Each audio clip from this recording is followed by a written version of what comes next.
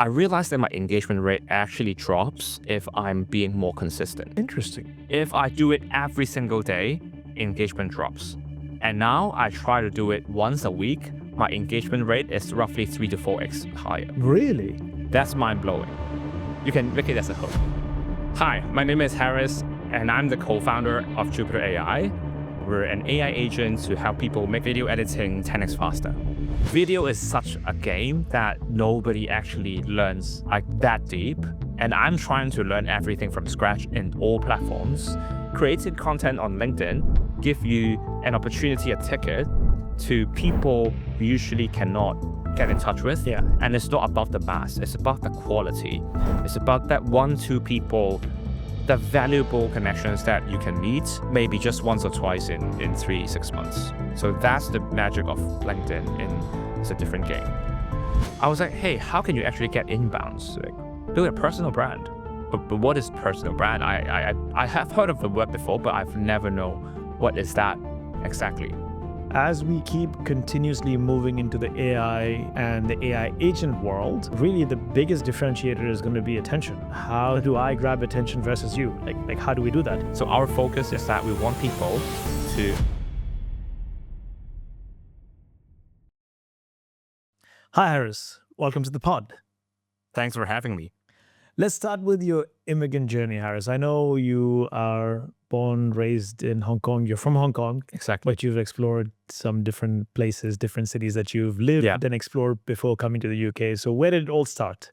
Yeah, so I was born and raised in Hong Kong. Hong Kong basically is a very big city in Asia. And I moved from Hong Kong and then to Toronto because we were having a conversation with my co-founders at that time. I was like, we've been working on this startup for a few years, but we feel like a bit bottlenecked. It's a bit stuck in terms of the personal growth side. And at the same time, because he was born in Canada and his family is also in Canada. So we moved together with my 2 other co-founders. 3 of us moved together to Toronto. And then we stayed for a year. But after a year, I feel like the place is not totally my cup of tea. So I moved from Toronto, and then I moved to the UK in London here right now.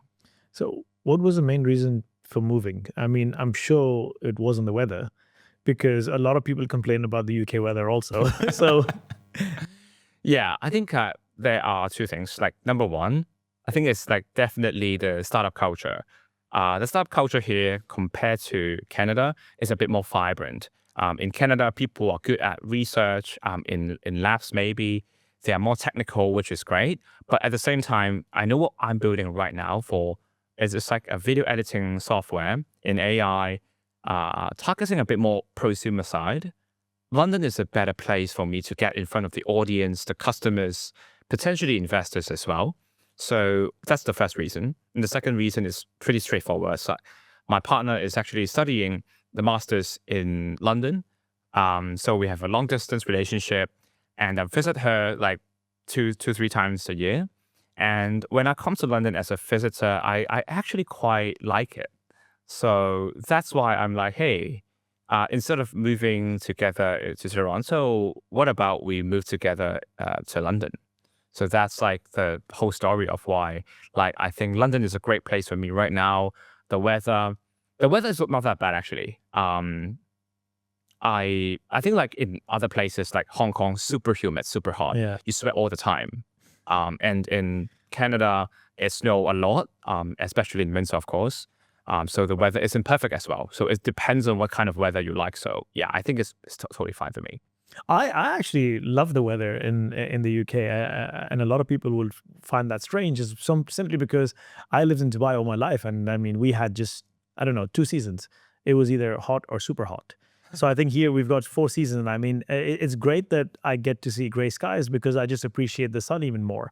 I mean, living in Dubai, I had sun every single day. I didn't know what was real fuss about, people talking about sunshine and sunlight and, having the sun. So I think it's also perspective. Like, I mean, it's also, because you obviously Hong Kong, humid every single time, you're sweating every single time. And now you have an opportunity to wear jackets and then you change I didn't have the concept of changing, clothes as the season change. So I don't know. It's just perspective as well for me. Yeah, totally. If it wasn't for your partner, Would you have explored the US? But I'm just thinking US closer to Canada versus the UK. Yeah, it's very hard to say, but I've been actually visiting San Francisco in March. I think it's a great place for tech for sure. Many investors, many great founders as well. But number one, the visa problem is a real reason. Like the barrier is definitely high, especially when like Trump is like the president right now. Is more stricter in terms of the immigrant policies. And my parents are actually civil servants in Hong Kong. So fortunately, I got a citizenship here. So that's one of the big reasons why I also like want to pick a place where I'm more familiar because it's a colony like Hong Kong and in the UK, they have a history before, more familiar for me, which is great. And I can always like take a trip to the US right now and meet like the founder friends and all that and investors and all that, which is not a huge problem, especially like these days. We work remotely as well. My co-founders are in Vancouver and in Toronto right now. We've been remotely working together for like 2 years roughly. So yeah, I mean, I definitely I'll explore that, but I'm not sure if the decision will be like massively different. Maybe I don't know. And you think it's the right decision you've made moving to London? Yeah, I never regret like anything like I made. I think it's a great decision. I love London so far. I really enjoyed it. And but I never know where I'll be tomorrow. I can never say for sure. But I like it so far. I really enjoy it. And as an immigrant, obviously you and I, have a similar background, obviously two different countries, but I also came here in just over 5 years ago, I think now. And so as an immigrant, I mean, do you feel any difference in the opportunity or I don't know, the way the place has accepted you versus if Yeah. you were, I don't know, maybe um, an European immigrant? Yeah, I think it's like something similar to what we discussed behind the camera just now. It's more about something inside you. Mm. It's not something that people are treating you in a different way, actually. Of course, you can't A/B test like anything. I can't be like a British person, like a white British local guy right here. I can't be that. But I would say it's something how you blend your own culture into the local culture wherever you're going. Even if I move to Dubai, I move to San Francisco. Every place has its own culture, and what you have to do is that you maintain your own culture, you respect your own culture, your upbringing as well, and then blend into the new place culture, and you form a new, unique, and better self, if that makes sense. So, in that way, back to your question, I don't think like anyone in other places are being treated unfairly. But if people are really thinking it in that way, maybe is that you don't like feel comfortable enough for yourself. It could be your language. Like Mm. for me, I'm not a native English speaker. That could be like one of the issues. But I'm trying very hard, so I think I'm all right. I'm all right these days, and yeah, maybe like the difference in the upbringing culture. So yeah, I mean, it takes time for you to really like blend into the culture. You speak perfect English, by the way. But I mean, having said that, I quite like your. It's very interesting how you said blend in the culture, not trying to blend in the culture, but like you form a different personality. Like I mean, bringing your uniqueness and then blending that, like having that balance. I think that's quite interesting because when I first moved here, I was really trying very hard to blend in, like my accent, my name. Like I'm like, oh shit, like how can I be as British as possible? And then I came to a place where, oh no, this place is so welcoming. Like actually nobody gives a shit. Yeah, How you look like and what you sound like. I mean, it's really on merit. So I'm like, okay, so yeah, I'm just gonna like embrace that and stand out versus blending in, stand out. But I really agree with you. It's not also just about standing out. It's about bringing your uniqueness, like you're standing out, but then blending it within yeah. the space I or think the there's culture a that you're in. research saying that around 50% of the Londoners are actually not born and raised in London. Oh wow. Yeah, but Really? of course, like they could be in other Yeah, cities. yeah, yeah. They could Sure, be in sure, sure. Liverpool, in Manchester, Sure, sure. but like they are still kind of half immigrant in Yeah, some yeah, yeah, sense. yeah, They yeah. don't know anyone here. They don't have friends here. So as adults, we have to meet new friends again. Like it's very different from a person Like if I'm staying in Hong Kong or my friends staying in Hong Kong, we don't have to have the the new risk to like meet new friends and then to explore new places and all that. I think it's very different. So yeah, I mean, London, everyone is kind of an immigrant in a certain way. So you're just one of them, and you feel much more home in that sense. That's so true. That's so true. I mean, I actually didn't know the stats, and I will look that up as well because that's super interesting, but also not surprising, because like if you were to now walk out the street, like every second or third person you'll hear a different accent. Yeah. Which is just so crazy. It's like, And different language. and a different language. The language. Yeah, exactly. Which is so interesting. I mean, it also gives you the opportunity to learn from so many people, and I think that is how it impacts the economy of the city, of the country, in such a positive manner as well. Like, you're just able to learn and like harness the energy, just all of us collectively. I think that's just magic. Yeah. For me also, I think, and this is what I'm trying to come to a place where, okay, so what is, how do I position myself in this ever-changing ecosystem? And I think for me is just absorbing as much information that I can from so many people now sitting with you, also understanding how Hong Kong operates, and then how can I become a little bit better? How can I learn from that? And then, have you been to Hong Kong before? Sorry? Have you been to Hong Kong before? No, I haven't actually. Maybe I should be. Yeah, you should. Yeah, I should. Yeah, It's I mean, it's a very similar yet different place To compared London. to London. oh, really? Yeah. So people in Hong Kong, many people say, oh, London is like so like hustle and bustle. That people rush in tube station. Hong Kong is like on steroids. Really? Every station. No way. Like there's no station that is not busy. Almost like 80% is like central London. Oh, wow. Yeah, like people everywhere. And yeah, I mean, like people are more individualistic in London or in Europe or Western world, actually. Like in Asia or in Hong Kong, people are less individualistic comparatively.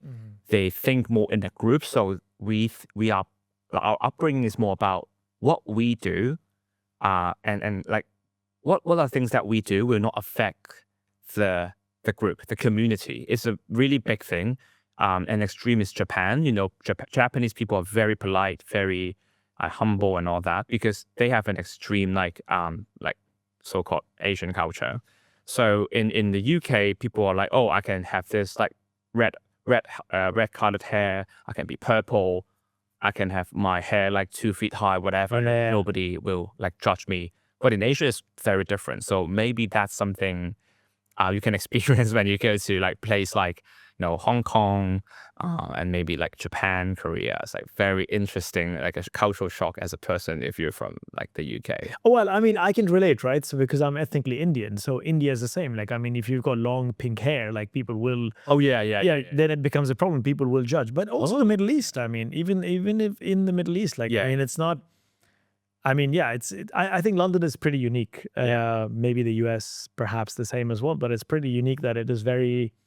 Yeah, like, I mean, when I say nobody gives a shit, like I say it from a good place. Like, people actually don't care how you look and whatever. It's just like on merit. Like, I care for the person who's inside. Like, I mean, that is important, By the way, am I the first East Asian guest you have? That's a good question, actually. I can't recall. Maybe No, you're not. I think you're the second or the third. I don't know exactly, but you're the second. But you're definitely the first person from Hong Kong. You're definitely the first person from Hong Kong. Yeah, because like Hong Kong is not a startup place. It's not even super entrepreneurial, to be fair. Our school are like the upbringing we have is more like teaching us to be a good employee. Yeah. Fair. Yeah. Like to another extremes, like in the US, people are taught to think how to be more critical, to stand up for injustice, and the teacher is not always right. But in Asia, in Hong Kong, the teacher is actually always right. You You follow. You just follow. You follow. Yeah. You be a good person. Yeah. So you be obedient. Like obedient is such a high like compliment in Chinese words. But like, I mean, again, there's a lot of resemblance or similarities in the, I mean, Asian culture, Asia overall. Because again, when I go back to the Indian ethnic background, it's the same.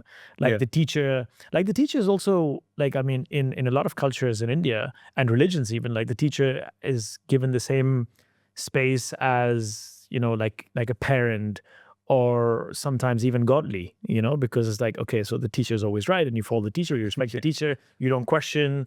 It's just a different mindset. I think it's a more of an Asian sort of a mindset. Yeah. And again, that communal aspect that you spoke about, like India is very similar as well. Like it's all about community and family, and people even today live in like joint families, like big Yeah. families. Like, I mean, sisters and their siblings and brothers, In a and big house. a big house. Like, I mean, 15 people living in that same house. So Yeah. I think you still have that part. Obviously, things are changing now with bigger cities, and people are becoming more nuclear Like in families. Bangalore, right? It's like much more Bombay, even, different. yeah, Bombay, Bombay, Pune, Bangalore, like Delhi, maybe, like, Yeah. but for the most part, that's not the case. Like, I mean, if you go masters, like I would say, majority still you have, people still living in that close knit community. Yeah.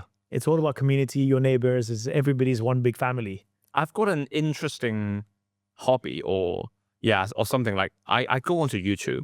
I love to see how every city in the world looks like. So let's say I've got a teammate like from who is a developer from Chennai. I haven't heard of Chennai before.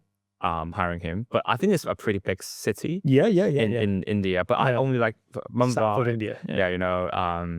I've got one actually like from Vijayawada as well, like a pretty like non-popular city, in terms of like the outside world has been viewing.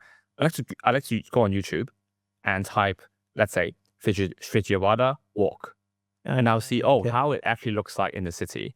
And one big finding I've got is that Bangalore and other places have so much difference in terms of the vibe. Like the city vibe in Bangalore is just like so much different. And how we perceive India is also very different, depends on the city that we are mentioning. So that's very, eye-opening as well. When I have to view more for the cities, how they look like all over the world, even maybe in the US, in the UK, like if you walk in London versus you walk in the Plymouth, it's so much different already. That's pretty interesting. I've actually never done that. Yeah, so weird. It's like a weird Something hobby online. No. It's something that I'm actually going to try. Like, I mean, this is pretty interesting. You're not talking about the street view. You're talking about like walking in that's like you just go outside. Basically, the walking video is a person holding a camera and walk on the street. So basically, you can look I like that. what the street is actually like in the most objective way. Gotcha. Yeah, so it's Gotcha. just on YouTube. Okay, You can see most of Okay, this is gonna be my 7 p.m. 7 p.m. downtime. Pretty hobby.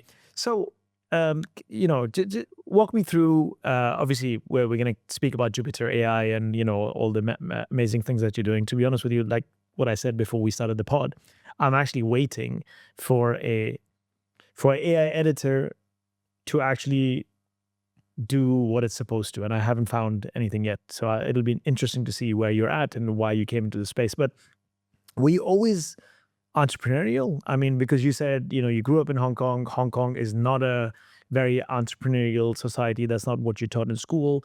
So how are you in this space? What were you doing before this? I've never worked for anyone before, except an internship. Is that a good thing or a bad thing? I personally like it, but I don't think it would be bad if I work for another company as well.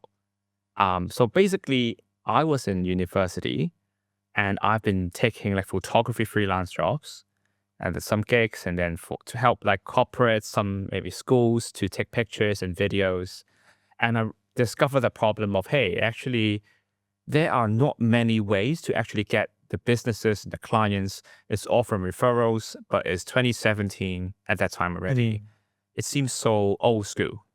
And then I want to, hey, is there something online that I can build, like a platform, like, Uber is a big thing at that time, Airbnb.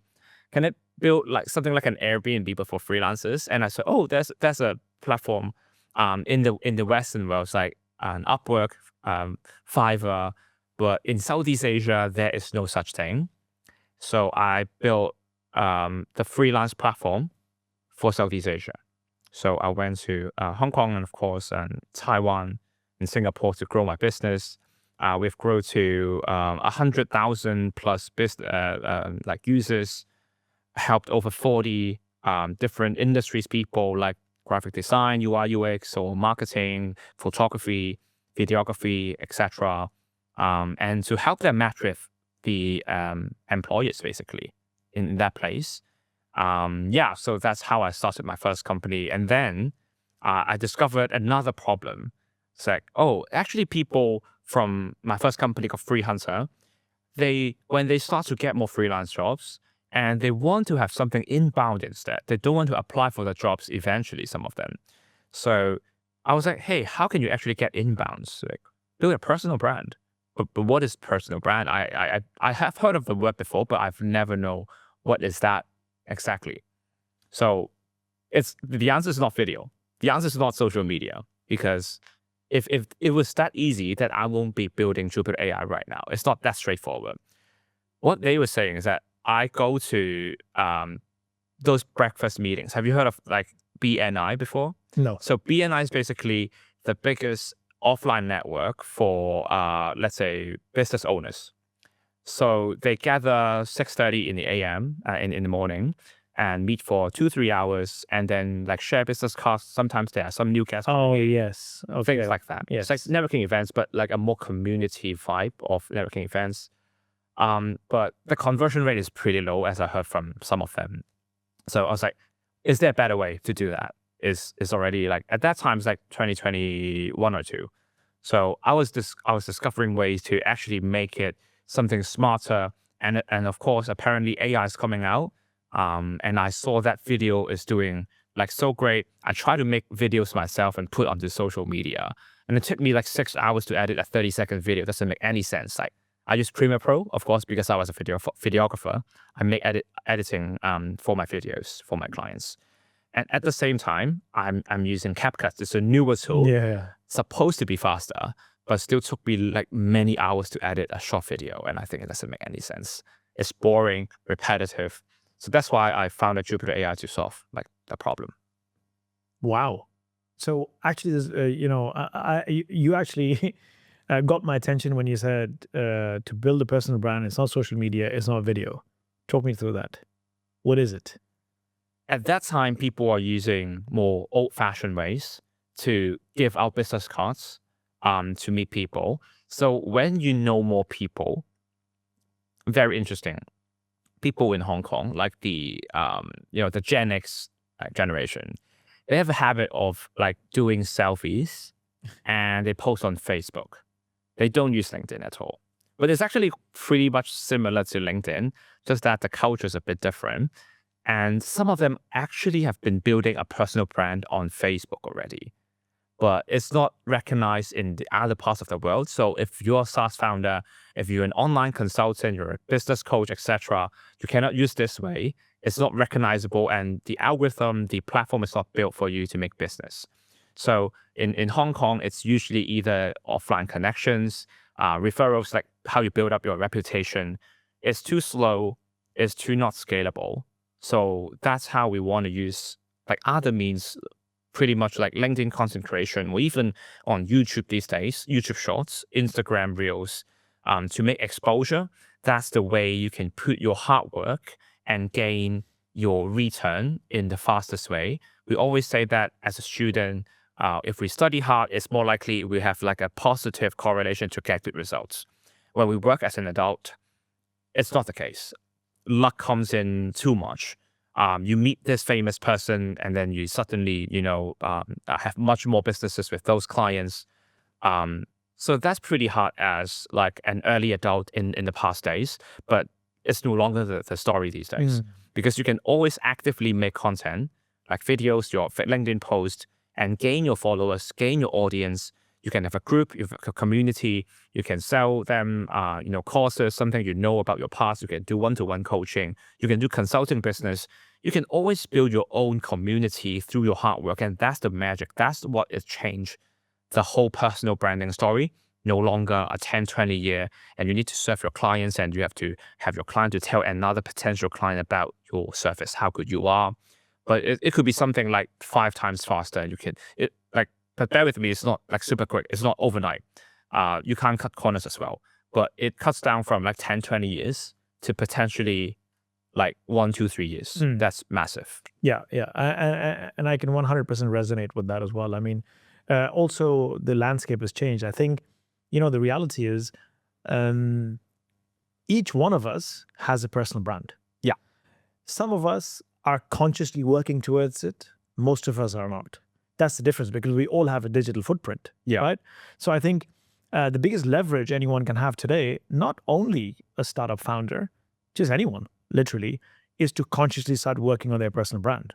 I think that is going to be a big differentiator, especially as we keep continuously moving into the AI and the AI agent world.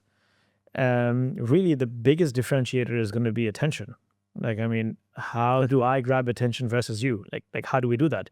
Because I think from an execution perspective, building a product and, the operations, I mean, all that, a lot of it can be automated. I mean, today you can build an entire product. I mean, one prompt and bam, lovable, churns out a product for you and so on. So I think, yeah, attention is really the current. It's always been the case, but I think now more than ever, simply because, and there's a lot of competition as well. So how do you differentiate yourself? More suppliers, more demand as well, because you compete with the whole world. And, before, LinkedIn is actually prevalent. People use offline ways, and it's always just your community. So if you're really good, you can always be the number one in your own small community. But like in LinkedIn world or even in like YouTube, Instagram, social media world, it's so much difference. You have to have your really unique niche and do something or talk about something that most people haven't like been in touch before. So just like you've been inviting founders who are immigrants, which I haven't heard about before. So that was like catching my attention. If you're just like, oh, I'm just like interviewing a normal person in the UK, that's nothing too interesting. So I think you got it. So you got a great niche, and you stand out in the market. People recognize you, and there are many underserved audience just in London. Correct. And it could be 100x all over the world. So that's correct. What I think is like the correct way to do personal brand building. No, I 100% agree. Another thing about video is really interesting because, again, we're talking about the differentiator. So finding a niche and like a sub niche if possible, because I think, if it just is a high level niche, like you said, like just founders, okay, great, but there are just too many people doing it. How do you find a sub niche to it? We're just using me as an example. So immigrant founders, but then also, how do you differentiate yourself even more? Video versus you and I could have just done like a talk, and then I could have written a post about your story. Not as valuable as this video, because we know this is not AI generated. We know there's hard work. You're sitting here, I'm sitting here. Hey, maybe I'm AI. No, I'm not. Oh, Jupitrr has not got there yet. It's different use case for that. Okay. Yeah. So I think video is a great differentiator as well. Although, like, again, it's controversial, or we can debate about how much leverage you get from a video posted on LinkedIn versus, just a written post. Because I think, I don't know, I mean, LinkedIn is trying to, but at least for me, maybe it'll be good to hear from you as well. I see more engagement, interactions, impressions, whatever, when it's a non-video post. But I still believe in video, simply because there's a lot more authenticity that comes out in a video. I mean, I cannot fake the way my accent, the way I talk, and you can't do that either, So I think there's a differentiator. I love that you're so honest about like the video engagement thing, because I was about to say, I was like, if you're saying about video, maybe I as a guest, you might want to, say, oh, actually video like gain you more conversions. I think for your first 3 videos, it will outperform your image post. Yeah. But if you try to post videos very consistently, LinkedIn is trying to push your engagement rate down. Maybe even for images posts, but then videos, maybe as a natural habit of people engaging. So what I've tried is that I've been posting video for 2 weeks straight, every single day, of me talking in front of the camera, sharing my insights. Sometimes it's a bit more funny, sometimes it's a bit more serious, but generally I'm sharing my inspiration and things I know about like entrepreneurship and how to get clients and things like that. I realized that my engagement rate actually drops if I'm being more consistent. Interesting. If I do it every single day, engagement drops. And now I try to do it once a week. My engagement rate is roughly 3 to 4x higher. Really? That's mind blowing. You can make it as a hook. Oh, wow. But that's mind blowing. And I know why. It's not really that LinkedIn is trying to make you post less. That's not the case. It's something behind the algorithm. So LinkedIn's algorithm is like, they only want to share to your first degree at the first, let's say 30 minutes. Most of them are your first degree. If your first degree don't interact with you, they don't want to even spread to your second and third degree. But that's not the case on TikTok. There's a spectrum right here. LinkedIn is the least likely to go viral among all platforms. TikTok is the other extreme. And YouTube and Instagram is somewhere around in the middle. Depends on what topic you're trying to say. If you're more creative, Instagram is probably better for you. More aesthetically beautiful, Instagram. More insightful, or you're serving people who have like not the youngest people, not like the 20 below people. If you're serving people in the mid 30s, 40s, YouTube is probably the better place in my learnings. So every platform is different, but LinkedIn is not pushing you. As I said, the engagement is because your first degree is actually getting bored from your videos. Even if I'm a very interesting, funny person, seeing my video every single day as a business connection, like the attention will dry up. It doesn't work that way as a human behavior. If I make less content, people think I'm less annoying in some sense. So they want to interact with me more. I think it's the same for images post as well. But we don't blame ourselves for that. I think something that LinkedIn has to work on their algorithm is how they want to push the insightful and really quality content to more second and third degree. Just like Instagram, you have the magnifier explore button. Same for TikTok and same for YouTube as well. So every platform has his own unique thing. Like YouTube has SEO. You can have certain keywords. And so let's say I've got a few videos like having over 50,000 views, and many of them actually started after 6 months because I hit a certain keyword and I got to the top 3 of YouTube. Oh, wow. And it goes right after, like continuously giving me like hundreds of views every single day without a single dollar input. That's the magic of YouTube. And TikTok, you can go very viral, very short in a very short period of time. You can iterate very fast. For Instagram, there's a new thing called trial reels. If you got somewhere like around maybe 300, 400, 500 followers, consistently posting, engagement is healthy, you can do a trick where you post different videos, but 90% similar. Maybe you can just change the hook in the on-screen text. Nothing else is different. You can post 10 times, 10 different versions. You gain the followers like you have posted 10 videos. Wow. If you have got one viral video, you post it for 10 times on your trial reel settings, you get 10 times your followers basically. But of course, some of them are performing better. So you pick the best one to post it like on your official post. So that's how you can trick the algorithm and gauge it. But I think maybe Instagram knew about it as well. So yeah, I talk a lot about like videos. I can like talk a lot more, but no, video is such a game that nobody actually learns like that deep. And I'm trying to learn everything from scratch in all platforms right now. And I just know so much like at the back of the story. Oh, wow.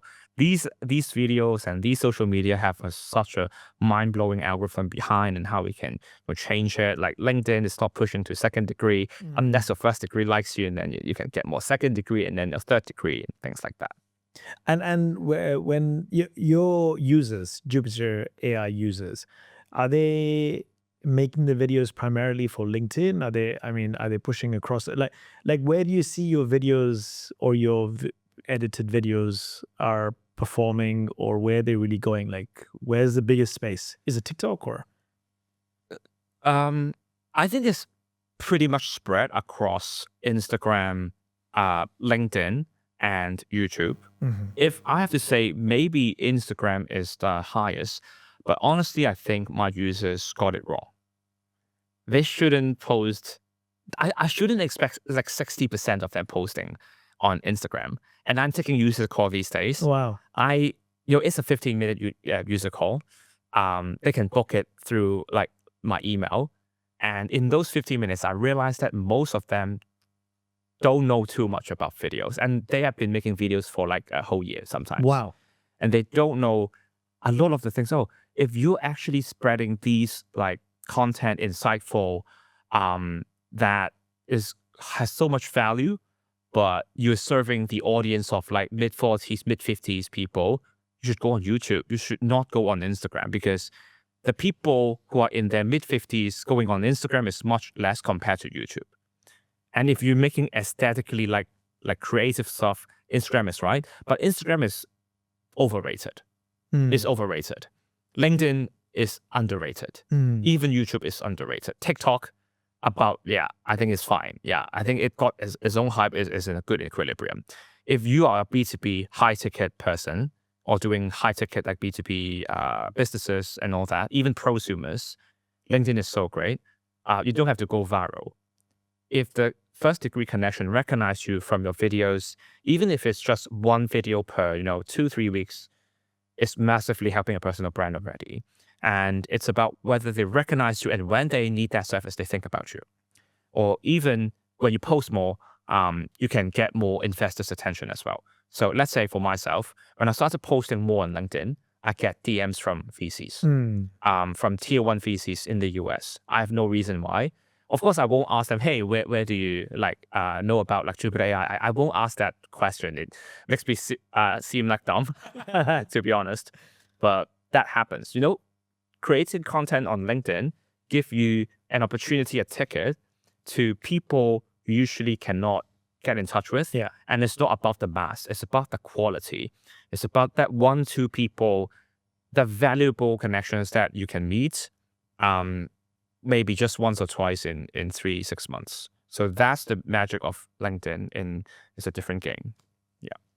LinkedIn is underrated, and I completely agree with you, but it's also not easy. I mean, Yeah, 100%. yeah, I mean, and especially in the last year and a half, I would say at least a year, like you see a lot more people posting. At least that's been my experience. Like it's like, wow, like every other day I have like new people on the feed, and everybody is becoming regular, and which is great. But it's also, do you think for you to cut through the noise, and again, I don't know, it's very contradictory, because it's like cut through the noise, then you do more videos because it's that much more high effort, but then video is not being pushed. So how do you cut through the noise? Is video the answer on LinkedIn?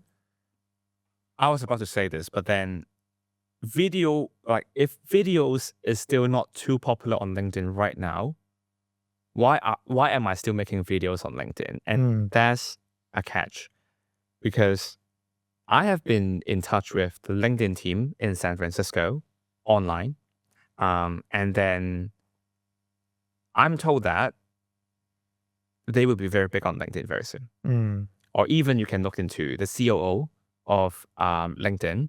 He has publicly made a talking head video himself and say they have big plans on video on LinkedIn. For example, there will be, there's a carousel like video preview thing on YouTube Shorts, and probably on Instagram as well, as I remember. And there's nothing like that on LinkedIn. Around 3-4 months ago, they scraped the video tab on LinkedIn. It used to be like the second tab, like beside the home button, there's a video tab, but they think it's not that effective to make people really watch the videos. And they cut that whole thing off and redesigned the whole video thing. There's a whole video team to understand how people want to make content. They're contacting like famous people like the direct CEO, Stephen Bartlett, and some other like famous LinkedIn influencers as well to make talking head videos. They pay them to make those videos as the leading group of people, and they want the most influential people to influence the other, comparatively less famous people like me and you maybe to make more videos online. And that's their game. The algorithm will definitely change, but it's a matter of timing. So right now, what we're thinking is that nobody in AI SaaS, in AI video SaaS, is looking into LinkedIn. So we're looking at it right now. And we want to make people to like create videos as good as, Lara Acosta's video. Yeah. We want to replicate that experience of animation, how you use visuals to tell story, and how you use the on-screen text, the subtitles that's so dynamic with, different colors, animation, and how you have the gradient B-roll to blend in really nicely. We can do that with AI.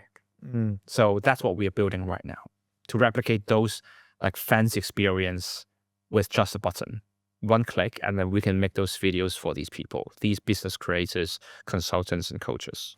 Yeah, it's interesting you speak about Lara Acosta. I don't know if you know, but she was on my pod as well. Yeah. A few months ago, and it was her editing style which I quite loved, and that has also been one of the inspirations of my pod. It's like, okay, how do we up our game in editing, because the quality is super important as well. Yeah, I mean, people also spoiled for choice these days. So how do you stand out? You need to have a better quality video. And from LinkedIn perspective, I mean, it obviously makes sense. Logically, it makes sense. They want to push video because video has the power to grab more attention and for you to stay on the platform longer. So it obviously makes sense versus like a text post that you can scroll faster. They want you to stop the scroll as much as they can. So, okay, coming to the editing part, and I think, this is something, I think I've been waiting for since forever. So why can't there just be a platform where I can just click and bam, it just gives me, video editing as good as Lara Acosta's edit? Like, I mean, why can't that be this? You speak about CapCut as well. I've actually tried CapCut. Yeah. Obviously, CapCut is a big name in the space, and pretty easy to use, but I mean, it's also still not pretty manual. Yeah, pretty manual, but also there's a slight learning curve. I think it's become a lot better now. But it's also not the best. Like, I mean, it also doesn't give me what I really want, So, so how does Jupitrr AI differentiate from CapCut? And, as a layperson, I've actually never seen Jupitrr AI. So just walk me through how the platform works. We are focusing on people who make talking head videos because we see that if you bring your own real self out, you actually got more engagement compared to using AI avatars or pulling an audio out. So that's what we focused first and foremost. And the next thing would be, what kind of videos that we're targeting? What are the target audience? We are targeting people like business coaches or any coaches, or like life coach, meditation coach. We see many of them. And then consultants. Many consultants need to build their personal brand because they're in the Red Sea market. They need to stand out from the crowd. So these people particularly, they are so desperate to build their personal brand. And in terms of the product, we want to see what these people are trying to make. In the early stage, I think what they want is just to have their video and then some kind of B-roll, which is supporting visuals, like stock videos, their own images, or even web images, like images from online. So we want to have these to be built by AI and edit everything with just one button. So when you upload your talking head video, let's say a 60-second one, and we'll help you add stuff in. It's like an auto makeup for a person. I add a hook text for you. So when you talk about, you shouldn't go to networking events because you should do personal brand building instead. That's your video theme. Then the AI will make, stop going to networking events, or something like, networking events waste your time. Just so catchy, so controversial. People will love it. And then the subtitles, like how you can show subtitles so people, when they go on mute, they can actually still watch your video. They're on tube, maybe they don't have their headphones, whatever. They're talking with friends, whatever. So they can't really press like the sound on. And then there could also be other kinds of animation to keep your attention. It could be like a sound effect. It could be like a film burn effect. It could be a zoom in, zoom out where I talk about this. Here is the secret. That thing. We want to build those experience. Like for now, of course, the AI is still at a very early stage. We're still trying to guess. Most people want that like zoom in effect at that point. But as the AI getting more and more mature, we exactly know when you want to say something catchy, or maybe we can detect this is the most catchy point. Then we zoom in at that like particular moment. Or when you talk about some stuff, right now, what we already can do is that if you talk about, going to the beach, let's say. It immediately gives you a stock video of going to the beach.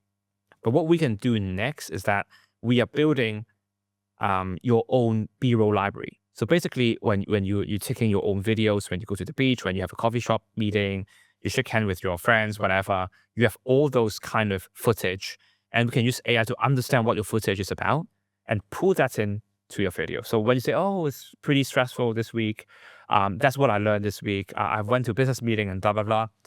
I can get that business meeting video that you uploaded and automatically plug in into that 5 seconds that you were talking about business meetings. So we've got many things that we can do on the next stage. And by the way, those videos can be reusable. You can reuse those videos for your next week's content. You can talk about, oh, I met that person in a networking event. Then you can reuse probably the same handshake video. Nobody actually nobody will recognize it.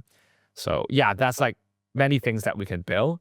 So potentially what we're seeing, our vision is that we don't need people to edit videos unless you are like a filmmaker. You're super specific, super creative. Otherwise, we can use AI to automate everything. And these days, we're also building an AI agent and assistant as well, where you can vibe code. Yeah. We can vibe edit with Jupitrr AI. Oh, amazing. Yeah, I want the B-roll with coffee shop to be in the gym instead. Just make the prompt and it will change all the B-roll for you automatically in bulk. So your AI workflow will be so much more faster compared to everything manual and things like that. So much potential right here. Oh, wow. And the niche is very specific. It's talking head videos at the moment. You're not looking at, dumping a long form and then cutting that long form. For example, Veed does that. Actually, that's quite tricky because if you turn a long form into short form, having a human actually helps quite a lot. If you're using those tools, I think sometimes you'll work, but depends on the luck. In the first 3 seconds in your video, you need to be very catchy. If you don't find the right hook that well, if it's 80 out of 100, it will not go viral. Maybe if you go 95 is really good, then it will go viral. And maybe you test it out. So I'm not saying we don't do that right now. It's just that we want to find a focus. So our focus is that we want people to upload their talking head video with their real face, nothing with the AI. And what we want to use the AI instead is to replace those parts that humans can't, humans don't want to do. Repetitive, boring editing work. You always pull those photos out. You always, pull those animation out, maybe a different color, a different second. But the process is pretty much similar. We want to eliminate those process and make video as easy as maybe talking to people. Talk what you want, you edit the video, fine tune it, or just push a button and then the whole video will be edited, personalized in your own specific style because we understand your editing style with AI. So we can replicate things in that sense. So you think we're coming to a place where, as an individual, I'm not an editor, zero editing skills. We will come into a place where I just record my video and AI does the job entirely end to end with vibe, editing. And if you want to find these things, you can vibe edit it afterwards. If you don't need edit, if you think it's perfect, then you don't need even to talk to ChatGPT. You don't even have to talk to the AI that we're providing. And are we there yet? Or we're coming to that? Can Jupitrr AI already do that? Or maybe for most cases can? Or we are doing just we are seeing so much more. What I mentioned to you probably is just 30%. And we are doing in the 30%, maybe we're just in 1 to 2% right now. We pull the hook text, subtitles, stock videos, everything without any manual editing right now already. Just upload it and we'll do everything for you. And you can vibe edit right now. But that's a very early stage. AI can do much more to understand specific context, specific aesthetics, branding, what is your brand color, what's your brand voice, how many words you want to show, what kind of animation is something that's suitable, what kind are not suitable. So there are many things inside that we are not doing it well right now. We don't supply that because early stage we are still trying to be more focused in certain areas.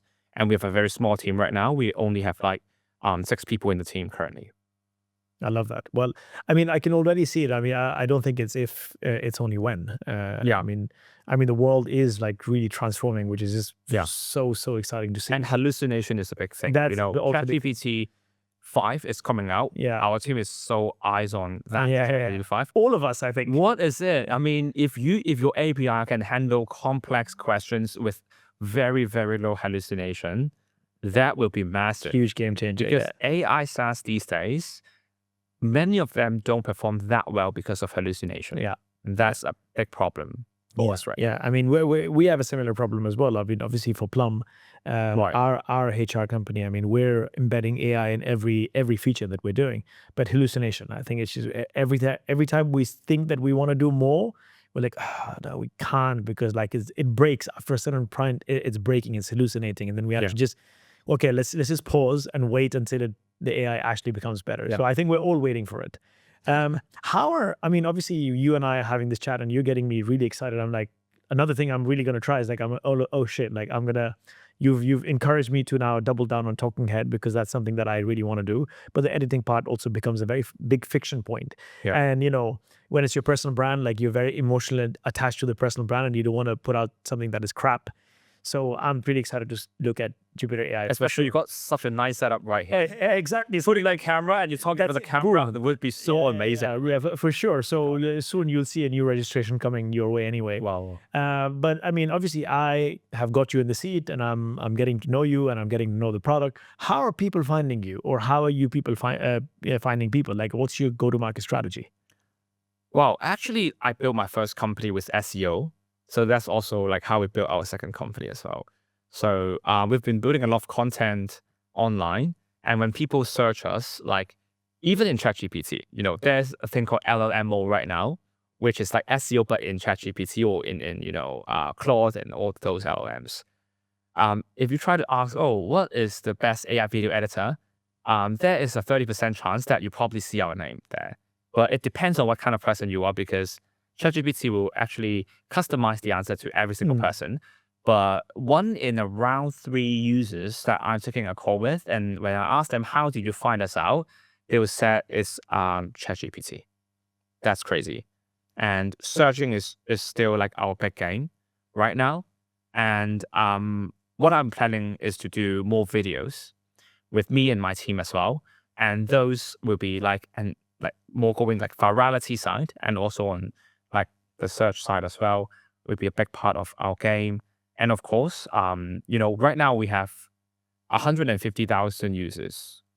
We grew from 0 to 100K in a very short period of time. And we actually just launched a bit more than a year. And we've got so many users right now.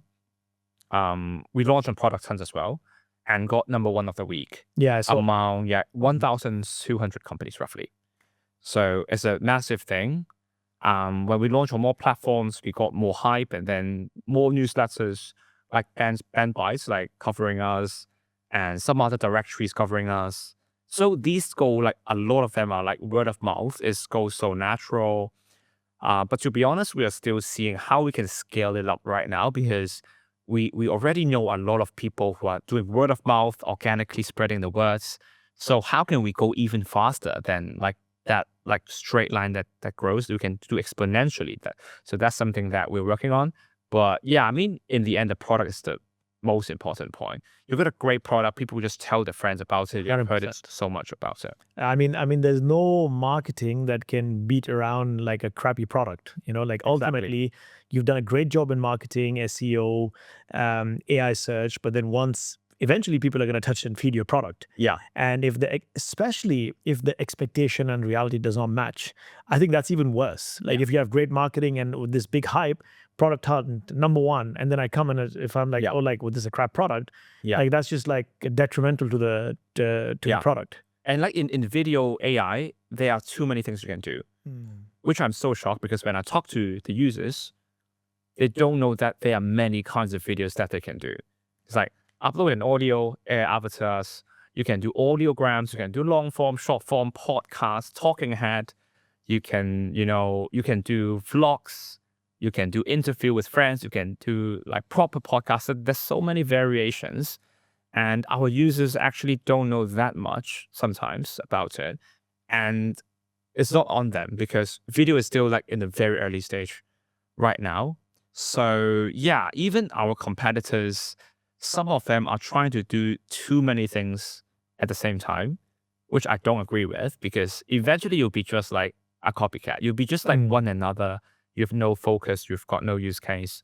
So that's how we want to focus on talking head videos. It's very counterintuitive because talking head videos is not the fastest way to create any kind of video. The fastest way is to just type a prompt and your video will be out. Yeah. That's the fastest way. Yeah. But I don't believe in that. I don't believe like cutting corners.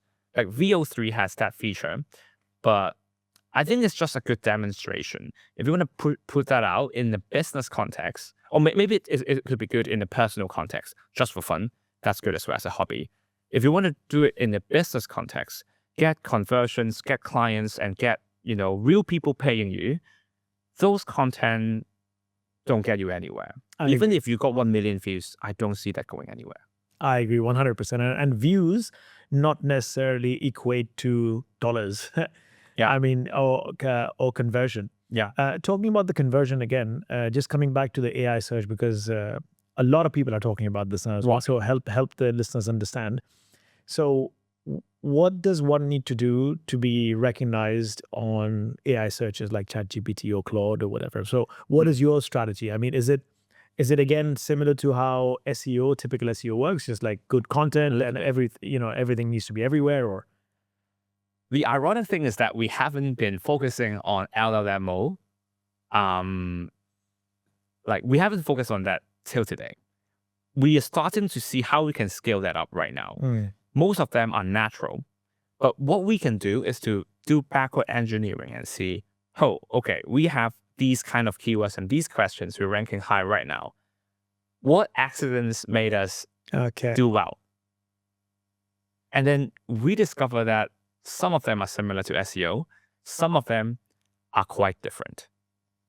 And like the common part is basically you need to have high domain ranking, like good authority websites to mention you. So let's say if you got a TechCrunch article or a New York Post article, you'll be so much like well off compared to having 100 new like random sites mentioning you. Maybe even 1,000 will not do you anything compared to a good media site. So our product hunt launch get a lot of attention from different like media, the list of like AI tools, directories, email newsletters. The big newsletters actually featured us. So those are very important. So if we have a good foundation, everything else will rank much better.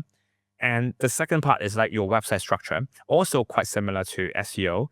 How you let Google or LLMs to understand what you're trying to build. So let's say if you have been targeting a certain target audience, have you been mentioning it enough in your landing page? Is it in your big heading, which is called H1, or do you put it somewhere too hidden? So it's like some small differences already. And the thing that is not so similar to Google is that Google is comparatively less smart. Of course, LLM know your tricks. So if you try to, let's say, put so many keywords on a page, maybe sometimes Google recognize it, but LLM is smart enough, like they don't trust these things. And they want to know more about the comparison, the things that user really want to see. So let's say if you want to compare ChatGPT and Claude, and you put, what is the difference between these two LLMs? Then they will have a lot of information. And this is something like users actually want. And you can replicate this process with your own platform. So you can write it with, Jupitrr AI compared with this competitor, what are the main differences as well? And one more thing is very hard to really make it on the founder's end. Not that you really can't, but then you need some different tricks to do that. Is how people online, like Reddit, actually comment about your company.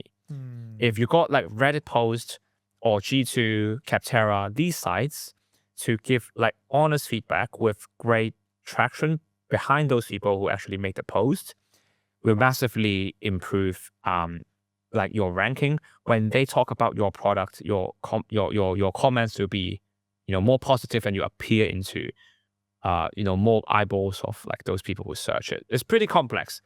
To be honest, I'm still like improving the game on it, but basically a bunch of SEO and plus a bunch of UGC content and like the interlinking of you and other relevant big brands that are your competitors, basically. It's complex, but I mean, in hindsight, it's also pretty straightforward. Yeah. Like it obviously makes sense. I mean, you're talking about social proof, Capterra, G2, so that is a lot of value. Yeah. And then you're talking about Reddit, again, in a way, social proof, but conversational. And then you're talking about high authority websites, which like TechCrunch or, obviously high authority, again, more value to your brand. And then the product, like we said, like the product has to actually sell, because then it's like a flywheel. And then finally, all this leads to a conversion. The conversion says, "Oh my God, great product!" Boom, goes back to Capterra or G2 again, and then it's just like a loop. So I mean, the reason I asked you this question as well, because all these things can also, like you said, complex, because it gets a lot of overwhelming as well. But if I just try to simplify it. Yes, there's a difference between your typical organic, back in the day SEO versus what we're doing now. But really, coming back to the product has to be great, and then distribute. Great product, great distribution. Yeah. Yeah. Exactly. Where's the future of Jupitrr AI? Like, where do you see you guys in the next 3 years? In the days of AI, 3 years, it's like 30 years. But what I can say is that we want to enable and democratize how people can create content, quality content. And making videos is a big part of creating content. And the hurdle is like so much right now. Even if you use CapCut is still quite like an easier version of Premiere Pro. I would say still very manual these days. And they can't catch like many use cases very well. I would say what we want to do is to help people, especially like business owners who have a service business, to distribute their content and build a personal brand in a very short time, in a click. And you don't need to hire people if you don't have the budget. Of course, if you have like tens of thousands of dollars to hire professionals, that's another story. That's like another higher end. But for most people, I would say 99% of the business owners out there, they don't have the budget, they don't have the time to, make videos like look pretty and relevant and potentially relevant for the algorithm for social media. And we can do all those work for these people and automate the process with AI. And at the same time, it will not lose your personal aesthetics and branding, because some companies, some of them are using different color, some of them use a different vibe.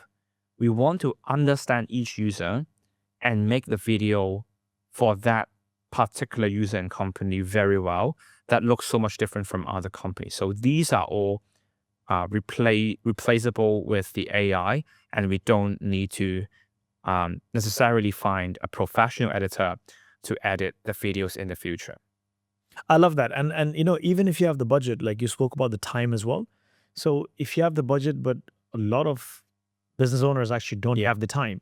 So even if I have the budget, but if you can save me time, yes, I'm saving money, but more than that, I'm saving my time. And that is really crucial. And if I can get all that done with the click of a button, that's just changes my life, Like sometimes I talk to most of the business founders. It don't need to be pixel perfect. Yeah. They just want something basic and look good. Yeah. And not really out from their brand. I think like what we can do right now is already satisfying a lot of business owners. We want to make the bar higher. We want to produce something like editor-grade videos in 3 years.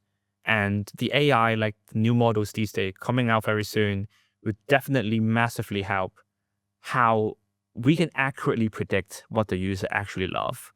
And in 3 years, I'm confident that you can see like editing is so much more advanced than these days with AI.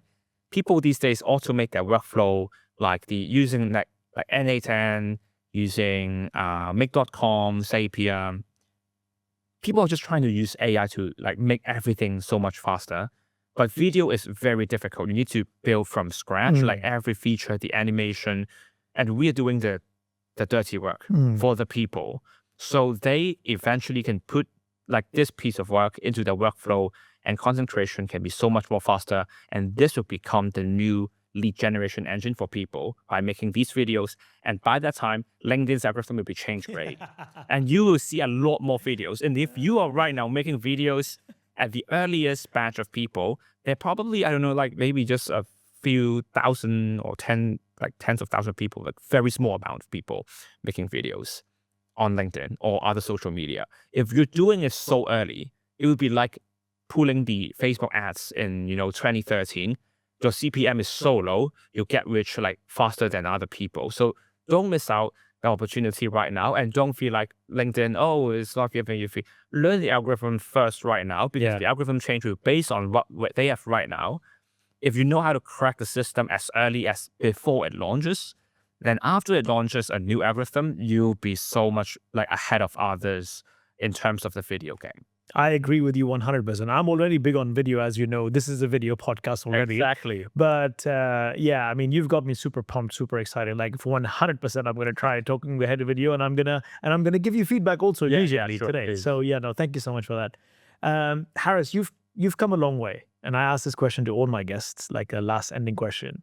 You've come a long way. If you were to backtrack just one more time, go back in time, what would you tell that young person in that school in Hong Kong who's not exposed to the whole entrepreneurial culture? What would you tell that kid today? I've got two types of answers. Okay, the first one is a real answer. The second one is probably like practically answering your question. My real answer in my heart is that I won't say anything. There's nothing I would actually want to change if I can go back. Because if I tell that person something, number one, I don't think he'll listen to me. He's a kid, he's like rebellious. And number two, something seemingly a better route might lead to something worse. Nobody knows, butterfly effects. So in that sense, I think everyone has its own journey, has its path. The failures lead to where I am right now, to be more successful than I am like several years ago. And I'm so proud of myself having these kind of failures, bottlenecks and plateaus. And I want to keep that. That's the great part of the story of my life. And I love that. But if I have to practically answer the question, if I had to give one advice to a younger self, then my second type of answer would be macro patience and micro speed. So that's something I learned from Gary V. So that's something that he really loves to say. And I didn't understand it. I thought I understand it at my early stage. I listened to his podcast, his sharing his videos in 2017. He always repeats macro patience, micro speed. It's like, what does it mean? And right now I get it. It's basically meaning like entrepreneurship is never a straight line. Everybody thinks it's like getting into a job, you get promotion to a senior analyst, and then you become a manager, senior manager, director, and things like that. It's always a straight line. When you see people, it seems like a straight line. But especially as a founder, the route is like so much more different than you expected. It's not like going up like this. It's more like going upstairs, but you dip down suddenly at the time, or you don't dip it down. You go straight flat for a few years without you recognizing, or maybe you can't change anything for a few years. Many different things can happen, and it's always not from what you're expecting. So macro speed, macro patience is like, no matter what happens, you have to believe in yourself. That's like the first principle, the thing you have to like not get loose of yourself. And micro speed is like, although you're very patient, you can't be too patient on a daily basis. If you're like, oh, I don't need to do anything today because I can just chill tomorrow, it'll never lead to success. You have to like, you know what you're doing today, what is the most important tasks, which people you want to meet, speed every single day. And when in zooming out in the macro perspective, expect less. Expect you not like succeed tomorrow, which is usually the case. And wait for that thing to happen and be patient, but you're doing everything right in the micro sense. So I would say that is the most important learning I've got in my previous years of entrepreneurship. I love both your answers. I actually follow Gary Vee. I've been following him since a long time. And I've never heard him saying this. Maybe Maybe he hasn't said this for quite years. maybe yeah, or maybe I'm not following him as proper as you have. But I love that, and I can also appreciate that. I mean, as an entrepreneur, like I mean, that is what we have to live by. Like I mean, things never happen when you want them to happen. So patience is absolutely critical. But every single day, you know, the clock is ticking as well. Like as a startup, you're either growing or dying. There's nothing in between. You know, like it's just a crazy environment. However, what I also want to tell you, I actually quite like your first answer, because you're the first person from Hong Kong, but you're also the first person who has said that you wouldn't say anything. Yeah, I wouldn't say anything. Like that's pretty refreshing, and I think that's also important for us to. Yeah, I mean. It's nice because, I mean, if I were to reflect back again now, I was like, oh yeah, shit. Even I perhaps should not be saying anything. Yeah. Because we have our own. That's the fun part of the journey, the fun right? part. Falling down is the fun part when you look back when you're 80 years old. I love that. I love that. Well, thank you so much, Harris, for coming on the pod. I loved each and everything about the conversation. I'm personally vested in the whole video scene and video format, so I'm going to be absolutely trying Jupitrr AI. I encourage everyone listening to also focus on your personal brand. I think is absolutely critical, regardless if you're a founder or not. Video, I also, like Harris, believe is the way forward, and definitely give Jupitrr AI, a try. And like Harris said, like he's already taking 15-minute calls. So yeah, reach out to him. You can find him on LinkedIn. I found him on LinkedIn.